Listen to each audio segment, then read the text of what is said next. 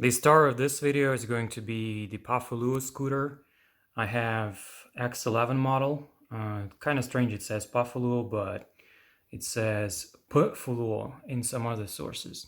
So in this video, I'm not going to go over the specs, the downsides or the upsides, maybe later. In this video, I'm going to disassemble the whole front, the steering rod. I'm gonna give some advice on the suspension, on the better springs. And before you try to disassemble everything, I mean the steering rod, if you have any issues like wobbling and so on, try first fixing these parts because these come loose. This also latch may come loose, and these two bolts may also come loose. So try fixing those before disassembling. This screw may also interfere with how you feel. But if you have, like my case was, if you have wobbling here, which was expressed in, steering rod being shaky while you're riding, and that was inconvenient, it kind of scared you away because you kind of think that it's gonna break loose over here. This is the pivot point here. So I had a feeling that this is going to, pivot and I'm going to fall over, especially when riding at about, 50 kilometers, 55 or doing 60 at times. So if you have any of these issues and you need to disassemble and fix this, then I'm going to cover it right now. This adjustable spanner, flexible spanner, I used it for tightening these. Make sure you use some cloth so as not to damage the paint, because if you fix this by hand, this still wobbles unless you tighten it really hard. It might go off, especially when you're riding. So I had times, for example, when I was idle on a traffic lights and I was using this moment just to adjust with my hands, and it kind of annoyed me that every time I ride and bump over something, these actually come off. So I decided to use this flexible spanner to adjust these. The tools you will need, the spanner, the adjustable spanner. Make sure it's really hard and big one. The small ones will not work because it's factory tightened, very hard, very hard. You also need the Allen key, which is 5 millimeter, and the other one I think was 6 millimeter. Yeah. You also need a screwdriver or a gun with an adapter for suspension for the bolt because it's hidden quite deep. So if I miss anything, I'll add it. So the first thing is to untighten this one. Yeah, so make sure you unscrew this and fold it down. Let's do this.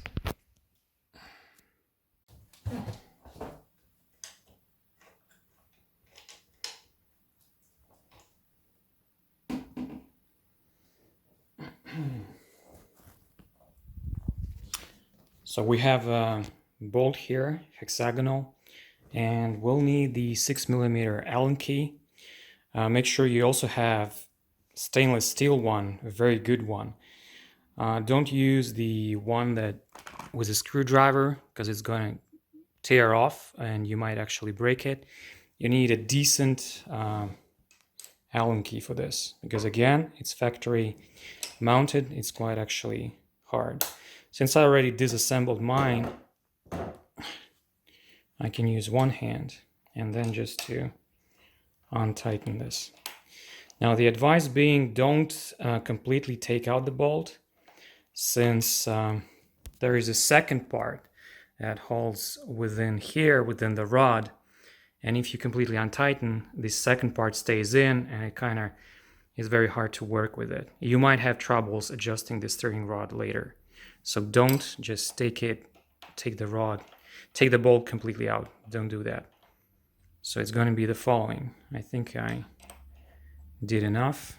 Let's see how it goes.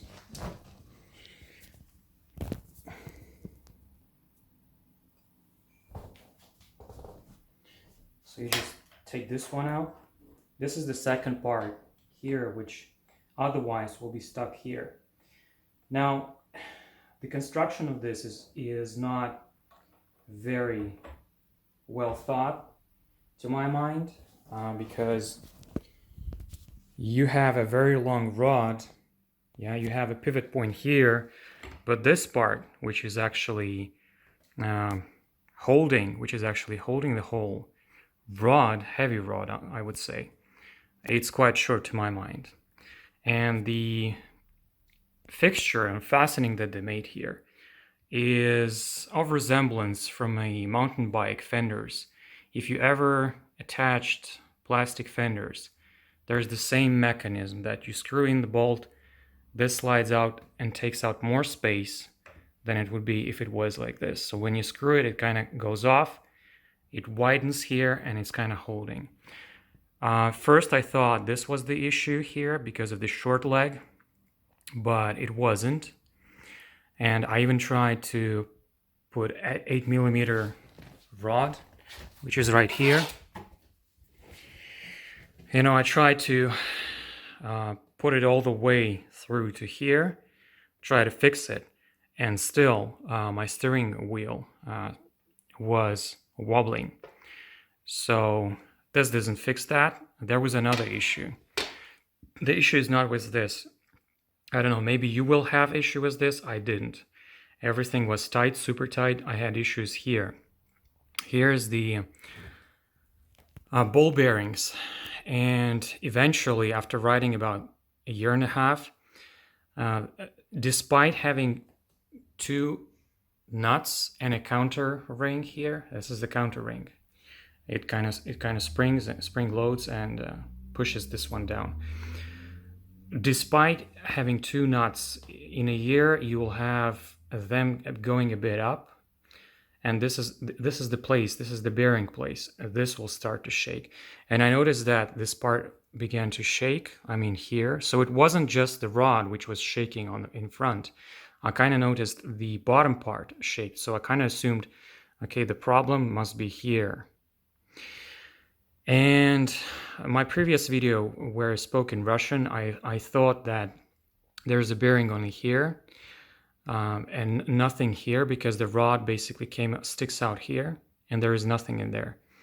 I mean, this bolt actually sticked out. I was filming from the bottom here, and I assumed that the ball bearing is only here, but the ball bearings are also here. So I was wrong about this. Yeah, so the problem was here. So I'm going to disassemble this one first and then show what's inside. Now let me move this to the side. Actually try to put it on a chair. By the way, doing it on a chair is much easier than doing it on land. Since I don't have a garage, I kind of decided to use the old chair. So this is where you'll need a spanner, a better good one. Don't use the adjustable one, because I tried to use it and I actually damaged this nut here. Let me just focus. Small part, and it's not focusing. So it will just tear off the edges. Don't use the flexible one. Use the adjustable one. And what you'll need to do is to unscrew this.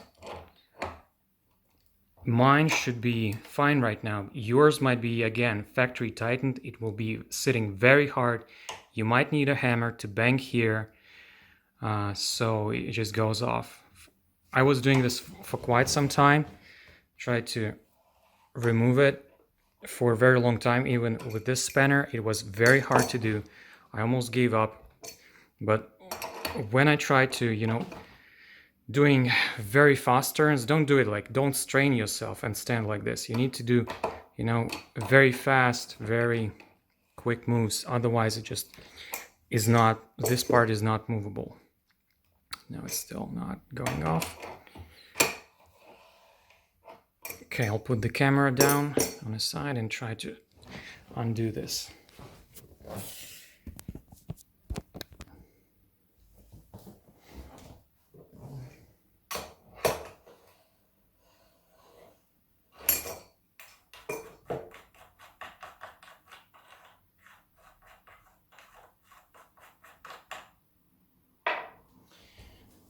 So next, what do we have here? Here's the counter ring that was supposed to hold everything up and push down on the, why not you focus? Push down on this nut here. So you take that off. Next, there is a small adapter ring with ridges on the side. So be sure to remember how it was altogether. Otherwise, you might just connect it improperly the next time you assemble. So next, the problem was in my case, I needed to adjust and tighten this one here. Yeah, so this one was a bit off. Now, if you decide to change the bearings, I'm going to undo that now.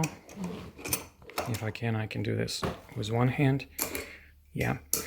Now, if you choose to change the bearings that are here, be careful because the bottom part may fall off. So I'm going to put the camera down on the side.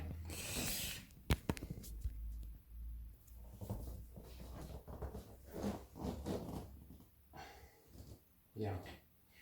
Forgot to mention one important thing. It's better to disconnect. Yeah, it's better to disconnect the brake lever. You'll need the usual screwdriver with hex key. I'm not sure if it's what's the size of it. So just undo this, so that when you put down the wheel, it doesn't create any pressure.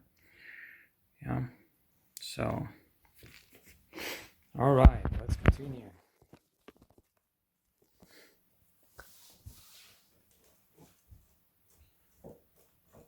It's better to hold the bottom part on the wheel and just so it doesn't fall off, because once you take this nut off, the whole fork is going to go down.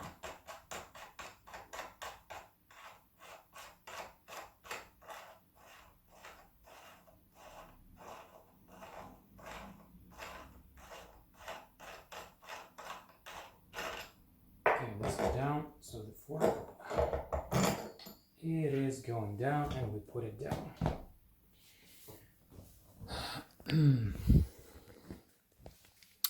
So the bearings. If you decide to change this bearing part, or just to clean it, mine didn't require cleaning. There's grease in it, so I don't need to redo anything.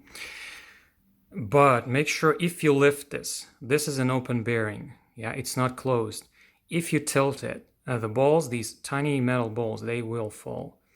So if you happen just to get them, yeah. So if you decide to change, make sure not to turn it any other way. If you turn it, the balls will come down. I tried this. I mean, I didn't knew this, and I had to gather them, and I was worried actually collecting them because they're quite small. There is a bearing down here as well. It is there. So you may decide to clean this and grease it again or change the bearings. I'm not sure the size of it. I kind of assume that it's the same as Xiaomi, but it's an open one. So this part here holds them. There is inner ridge here that overturns against them. So it's an open bearing with this screw and a cup to hold the bearing in. So my case required only tightening. Your case may require you to change bearings. So let's do this again.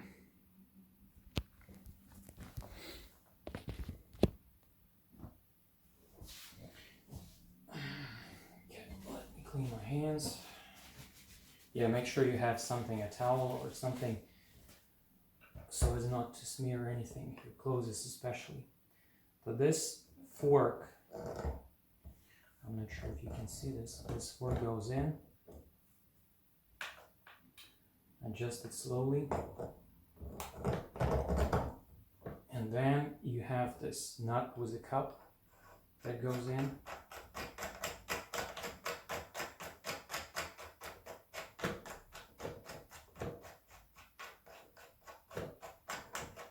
The thread is kind of small, so it may take some time.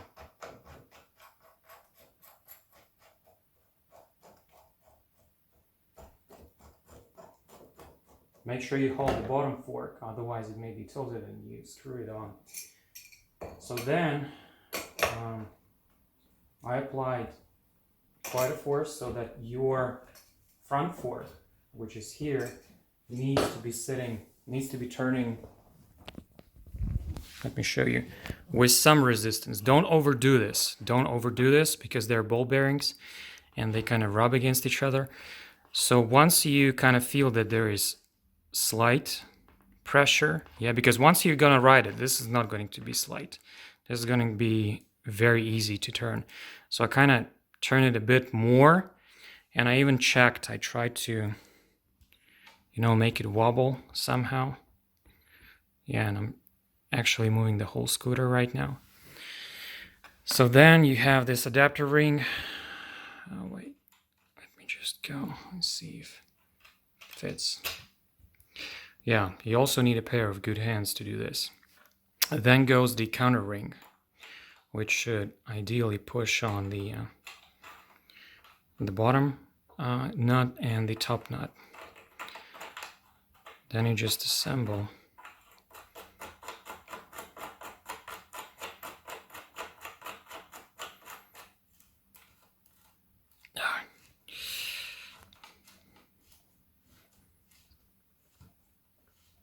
Okay.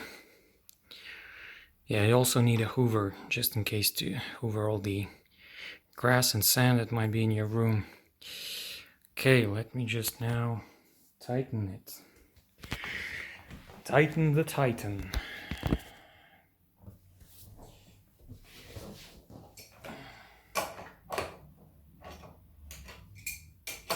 Yeah, tighten it enough so that the counter ring presses completely. I mean, it should be completely flat. I mean, flat.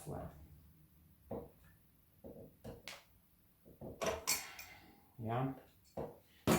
Now it is. Might be too much force, but still. So next, what you need to do is to lift the steering rod and try to push in both of the parts. Level it once like this. Then put it back in.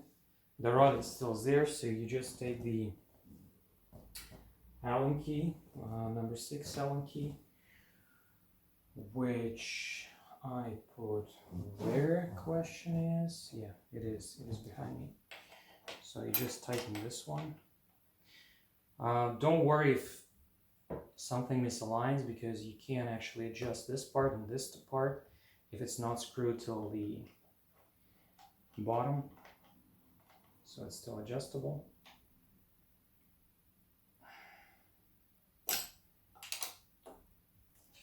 And then you can hold with your knees the wheel and just make sure you tighten it well.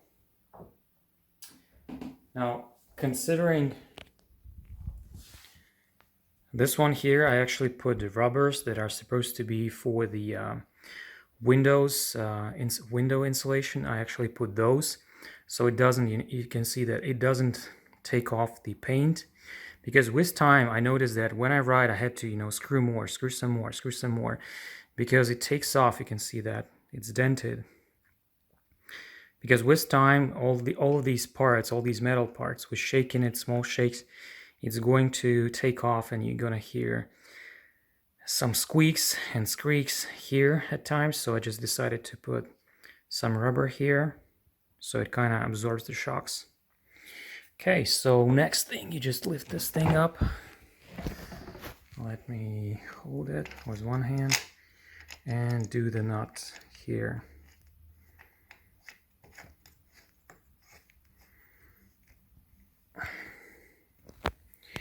Now, this concludes the fixing the front rod. You may need 2 hands and something like a towel just to, tighten it really hard. I'll just use hands for now. Now it holds very fast. I mean, not fast, but really rigid. I mean, it's not wobbling here. This is the pivot point. If you have some motion here, I mean, now it's the chair moving, but if you feel that you have this point where the fork and the steering rod are just wobbling, then you need to disassemble everything and do this one again. Now this concludes the fixing the wobbliness. Now I'll switch to the suspension. Okay, so for this one, you need to buy some parts. You will need new springs, and I'll start with disassembling, then I'll show the springs which I used. So you'll need the flat screwdriver to get these caps off. Mine come off easily, yours might take longer because they're factory and they're flat. Mine are already like shredded on the sides. So taking these off. Now, this is where the screwdriver with an adapter comes in. I think you needed 14 millimeters. Oh, the camera is not focusing. This is 14 millimeters. I think you can use 13 ones as well, but I don't have 13. I lost it somewhere. So I'm using the 14 size to undo the screw here. So this is what's going to come next. Just make sure you have your knees to press against the wheel, otherwise this may just easily come off. So start unscrewing. First one out. Second one out. And you just take those off. Now, you're gonna need to take off the bolts. Mine already changed. This is not the original bolt. I'll show the original ones and show what I did. Okay, to remove those, you can't take those off. The original ones will be shorter. I can easily take this one off because this is longer and I can grab it. The easiest way to be for your situation when you have the stock ones would be just to tilt this on the side and take those out. Okay. Regarding the suspension, this is the 2-cup suspension, meaning that dual. Each fork has a spring here, and the bottom part also has a spring. So there is a limiter here for one spring, and then there's another. Now, the funny part is that the stock spring, now I hope one day my Samsung phone camera will focus.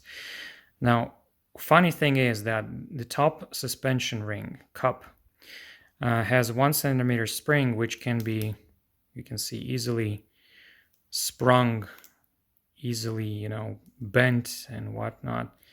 So it's kind of trash to my mind, because you're gonna hear, after a year, you're gonna hear hitting. You're gonna feel like those boom, boom, because this one is not holding enough. It's going to be bent at some point, and it's just gonna hit over here.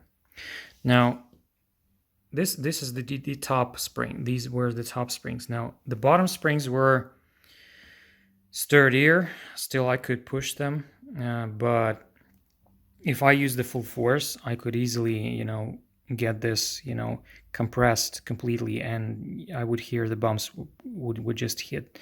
If you ride on curbs, and I would get those, completely compressed, and that would feel like boom, hitting your knees, neck, and whatnot.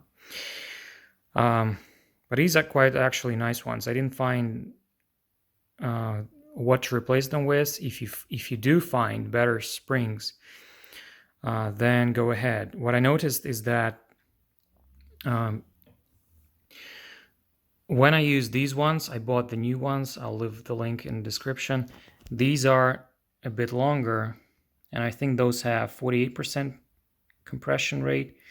I used also, no, this is 38, I think. This is 38. I used the yellow ones, which are 58, I guess. This was 48, and this was 58. I'm not sure. I don't remember. I used different springs. I can't remember. I used the red ones. Don't buy the red ones because they are really sturdy. They don't do much, and every bump is not going to absorb. So yellow ones will absorb even tiny shocks, but they're more easily compressed. So the blue ones were the best for me, and I suggest you buy, I guess, 60 millimeters. Let me just use my ruler. Yeah, 60. I was buying, I think, 75, and I had to use the flex cutter. You can see that this part is cut. Don't buy long ones, because the cup which is here, if it's going to be long enough, this part is not going to hold. It's going to be, bent on its side, and it will just do nothing. And the problem with this is actually narrower than the original ones. It's not actually the problem. It kind of does a job, but if you happen to find wider ones, then you're welcome. Maybe your case doesn't require you to change the springs. Maybe you just need a silicone spray to silicone this and the rubber part over there. Maybe silicone will work for you. In my case, it didn't. I kind of thought that these springs maybe have shrunk because you can see that the blue one is kind of longer, and they weren't doing the job. So I kind of got rid of them and used the blue ones. So what I also suggest is that replacing the small ones. Again, these are also blue ones, and this is 20 something, almost 30. This one was also flex cut, but you can get the sizes you need from the buyer. I'll leave the link. It's not sponsored or anything. I'll just leave it for you, and that's it. And actually going down, it's still hitting some. If you put all your weight on the front ones, it's going to go down till the end. But this is the best spring I have found so far. But if you happen to stand, one leg at the end, at the rear part, and one to the front, and it's going to do the job. Since the blue springs don't absorb all the shocks, so I just decided came up with an idea to roll the blue spring, which has a narrower diameter. This one I think is 22 millimeters. This one, what was it, 16 or something? Mark me if I'm wrong. But what I do is that since I have cut with the flex, there is a sharp edge here. There is an option to screw this narrow spring, and so as to have the double spring here, which can, in theory, I haven't tried this, absorb the shocks. You may need the gloves, which I do. You may also need the pliers, because this is barely done by hands. It's very hard to get this one in. And what I noticed that you need to do this with the ones that are cut with flex. This side, I have another spring that was not cut, which has a flattened end, and it's not screwable. Yeah, you can't just screw that in. It's very hard to do that. Only this part, which is cut with the flex, can actually, screw inside. So let me try to do this. Maybe that'll work. You use the adjustable spanner to hold the larger spring. You use the pliers to hold the smaller spring to screw that all in. Now the process is quite hard actually. My fingers are tired. You'll need quite a force to make it till the end, till the bottom, because this one is longer than the wider spring. And don't use the sides of the spring, because it's going to overturn. Use the inner circle here, and have this. Just open this, tighten it here, close it, and the part that was cut with flex easily goes in. The force will transfer. Once you rotate, the force will transfer, and this will actually screw in. Now this is the final result. It's still the bottom, and the blue one is still springy, and the larger one is also working. So once I finish the other one, I'll give it a try. Sounds like a scooter. You may need goggles, safety goggles, because this is metal rubbing against metal, and there's going to be some smell and maybe even sparks. So I also suggest using 120 millimeter bolt instead of 100 millimeter. You have them side by side, because once this is assembled, you can see that this one would be short. There's a separator ring here, stopper. Then you also need some thread to be threaded onto the bottom cup. And so if you have a 100 millimeter one, this is going to be compressed a bit, because it will need to, be threaded onto something, so this will compress by itself already, so you don't want that. While this would be okay, I guess, since you have the distance and you can thread through all the unnecessary till the bottom. Yeah, so it's not going to leave anything free or loose.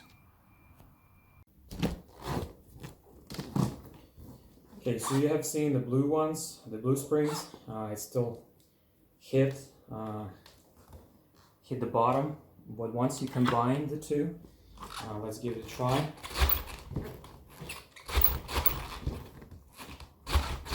It is way better. I can't even, I weigh 73 to 75 kilograms. I'm not sure how to convert it, but you can online, and I'm trying both of my legs, which you rarely have while driving. It's not hitting the bottom, because usually you ride while having one of your legs behind. But the rear suspension is actually quite good by itself. There is no complaint about that. And now the front is okay. It's actually a balance, so you have to use 2 springs to make it better. I hope this video helps someone, and thanks for watching.